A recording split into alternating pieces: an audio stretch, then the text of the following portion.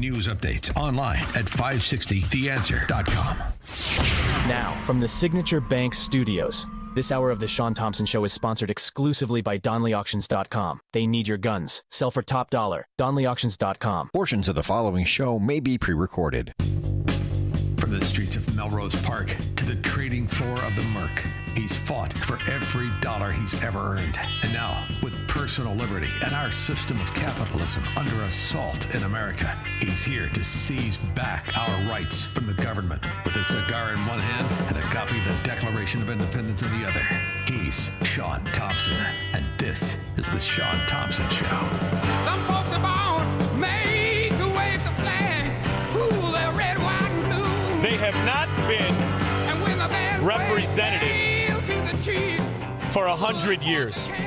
For 100 years, congressmen and senators have not been representatives of the people. They have been gods in America. They don't pay taxes. They're immune to any reality. Is this, I guess it's new to people, but do you not know the long history of debauchery and insanity that would make Nero blush, would make Tiberius shiver, and would make Caligula smile? That's what Washington, D.C. is. It's Caligula. They're all banging everybody. They don't live in the real world. So this whole phony thing of Swalwell, first of all, just him banging a Chinese spy. And the penalty was he was put on the Intel Committee, which means China had all the intel. He's been flipped for decades. But when it comes to, sometimes there's a tell. I love these parts. This is from the old time, Squirrel, when I used to play cards every single day. You look for the tell. And it came from the most obvious of bimbos and dimwits, Debbie Dingle. But most people don't know the long tethered past of both Debbie Dingle, whose grandfather was Fisher, Body by Fisher in Detroit. Her trust fund, billions and billions. Her grandpappy made the cars for GM and still does. That's her grandpappy's company. That's Debbie Dingle. She used to be a lobbyist in Washington, D.C. until she stumbled upon John Dingle. You tell me God doesn't. It's like Rickles, only better, and he's got hair. Her husband was John Dingle Jr. He preceded his father, John Dingle Sr. In fact, the Dingles, including the lobbyist for GM, known as Debbie, have held the same seat in Detroit for just under 100 years. I think it was 1932, John Dingle Sr. And the husband, elected in 55, his rat-thieving ass just died in 2015. Here comes Debbie. And she's aging like cheese on a sidewalk. Old tramps normally do. And they had an idea. Let's interview Debbie Dingle. I mean, after all, she's been in the seat, didn't earn it. Her husband, same thing, since 1932. She must know how Congress works. And here's the tell, Squirrel. This is when you're playing cards and you realize, what do you got across the table? What do you got, a pair of twos? Stupid? You haven't heard the rumors, but do you believe that the Democratic leadership had zero idea about any of this, given that you said there have been rumors circulating for quite a while about him? But, you know, you would really be surprised at how everybody thinks that we all hear everything. But if you're somebody, I don't go out at night. I don't, since my husband died, I'm never dating again. I don't want to have any. So. That's a peculiar. I don't want to have any. Any what? Any bologna sandwiches? Any cheeseburgers? Or any of those naked twister parties when you were a lobbyist that your ass was in up to your neck? This is the bimbo who came out during the Me Too movement and said historical figures had groped her. You mean other than your rat husband? I want to hear it again. I don't want any. What do you mean? You don't want any more coffee? Drunk, dizzy, coke addicts, and whores. Each and every one of these Congress morons. You haven't heard the rumors, but do you believe that the Democratic leadership had zero idea about any of this, given that you said there have been rumors circulating for quite a while about him? But, you know, You would really be surprised at how everybody thinks that we all hear everything. But if you're somebody, I don't go out at night. I don't, since my husband died, I'm never dating again. I don't want to have any. So I work. I go to events and I work. I think that there are a group of people that. What do you do, Debbie? Because since your father-in-law, since your rat husband, and since you, what's the quality of your district? Is it as low as all the other rat districts? And when you look at the people who lead the so-called House and the Senate, John Thune, very interesting. He's got that Men's Warehouse mannequin look about him, doesn't he? Hair all Brill creamed up. And he was Mitch McConnell's lapdog. Fluffer. He was Mitch's fluffer. So he's going to come in and bring what? The fact that he has made certain that the House is always in session, the Senate is always in session, so Trump cannot recess appoint his judges, and we're strapped with Debbie Dingle whore judges, right? Or Ro Khanna whore judges. Or Nancy, I can't feel my face. Nancy's been high on God knows what, high balls and 8 balls since the 80s. Get off the table, whore. There are better ways of ensuring that people in vulnerable situations, like some of them, I'm not familiar with all the particulars and the details, but what happened in the House, ought to have access to a way in which they can get recourse and relief, for sure. Well, they get relief because since about the 50s, we the people have been paying off rape victims, molestation victims, interns who were told, just rub my chakra, like Al Gore, and a whore in a hotel room. What was the consequence of that? What was the consequence of any of it? This is the beauty, Squirrel, of having one of those memories where you just can't forget the things that scar your memory. I remember way back when, in the late 80s, 1987. I had not yet graduated high school, Squirrel, but I remember this silly bastard who would go on to be known as the founding father of the housing crisis. He's a peculiar sissy, and he's got some sort of a lisp. He's got one of those fat tongues. Probably appropriate in his line of work. Barney the Sally Frank. Barney Frank, one of 2 openly homosexual members of Congress, acknowledged having used a male prostitute, whom he then hired as a personal employee. The man had... Let's just let that breathe a little bit.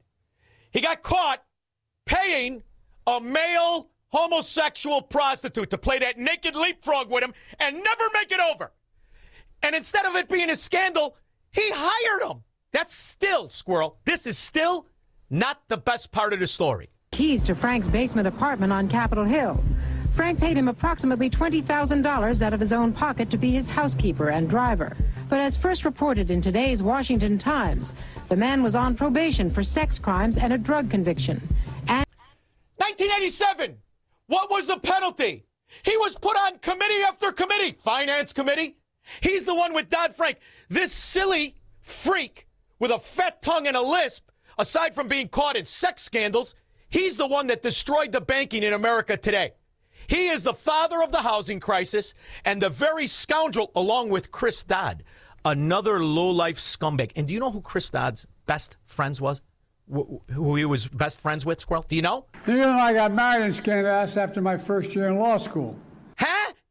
What did you say? And Jill was his babysitter. They're all banging each other. They're freaks. And he ran a prostitution business out of Frank's home. Massachusetts Democrat Barney Frank, a homosexual, threatened to expose fellow congressmen he knew to be gay. See how much better the news was in the 80s? A homosexual who threatened other bisexual and freakazoid congressmen he knew to be gay to make sure he kept his position and got the appointments. Do you think that Barney Frank was appointed to the Finance Committee because of his fat tongue and his speech impediment? I don't think so either. It's because he was blackmailing other freaks who like to play naked leapfrog and never make it over. It was just kind of weird being in the White House at that time of the night, getting to go into places that the guy was telling us that nobody gets to go to. This is the victim, perpetrator, sex toy, his roommate, and nothing happened. I seen rooms in there that I'd never even heard about. Craig Spence and Larry King had a couple of groups. One was called Bodies by God, and they had... Did he say Larry King? Larry King? You mean the guy with the suspenders? Oh, that didn't make the media. Well, he was the media. Oh, yeah, that's the other part. You know who's at the parties playing Naked Twister and Naked Leapfrog? the media. Callboys, and there was another group that was started by Larry King, which was called the Golden Boys, which was kids that were usually under the age of approximately 10. That's not me saying it. I didn't say anything except suspenders and ugly as a dog's ass. You remember Larry King? This is the Sally saying it. The sex toy. The roommate of Barney Frank with the speech impediment. Spencer's Callboy network was investigated in 1989 by reporter Paul Rodriguez of the Washington Times. Let me guess. He hung himself in a cell. Or he shot himself in the chest and hung himself like he worked for Bill and Hillary, the Duchess of Chafington. We had uncovered a series of allegations from some minors, and it led me to a callboy operation. It sure fits with, this. A callboy operation? How do you form that LLC? Call a Kid LLC Incorporated? Sick bastards. For 100 years. Boy, Paul Benassi, and he tells a tale of being brought to the White House on occasion, kind of as a reward for the kid. Craig Spence's dad, he committed suicide. He had an advanced stage. There it is. Son of a gun. They just get so overwhelmed with depression. This is a news story that anybody can find from the late 80s when not everybody was in on it. AIDS. He was an AIDS carrier and he killed himself. This was the thing that always bothered me. They claimed it was the largest male prostitution ring in the city that they've ever had uncovered. It was $1 million a year minimum. Yeah. And in the 80s, that was a lot of money. I just want to get all the people who think they're onto something with the Podestas and the Clintons and all of the freaks that make up the Democrat Party. Now they're the elders like Nancy, who's still on some sort of, you did too many lines, whore. And yet they only prosecuted the operator, Henry Vinson, and 3 of his lieutenants, as it were. Mm-hmm. They never went after any of the Johns or the clients. This operation claimed to have clients that ran from the White House to the Capitol Hill to the State House to the churches. And Jimmy Carter looked like he had a little sugar in the tank. Didn't he, Squirrel? I think so, too. And Debbie Dingle invokes the aforementioned 8-ball vacuum known as Nancy. Do talk to each other at night, try to help relax, have social lives. But I do believe leadership hadn't heard about it because I know them, and I think if they had, they would have confronted it. And the one person I know, if she had heard it, would have decimated him, and that's really? Nancy Pelosi. Yes, and maybe she would have squeezed him for a stock tip. We need to have a realization that we've got about 35 years worth of oil left in the whole world. Yeah, we got 100 years left of sex scandals as long as everybody thinks it's representation and a republic. 535 gods that pay no taxes and control every dollar of government spending. And even when they get caught with prostitutes, when they get caught extorting each other, what is the penalty? Within the media. Exactly what Paul describes as the people he was with. And a lot of the stuff led there, but we couldn't quite nail it at all cases because, again, to accuse someone of high stature, you've got to be very careful. I understand. We were able to do it through the mother lode was provided us credit card receipts and canceled checks, and then lists of the clients. The prosecutors knew all this stuff. There was approximately 20,000 documents they had. They sealed the entire record by court order. And we've attempted on several occasions to unseal that, and we've been told it'll be a cold day in hell before those records ever get unsealed. So when you hear somebody say, the Epstein files, I want the fat tongue Barney Frank files.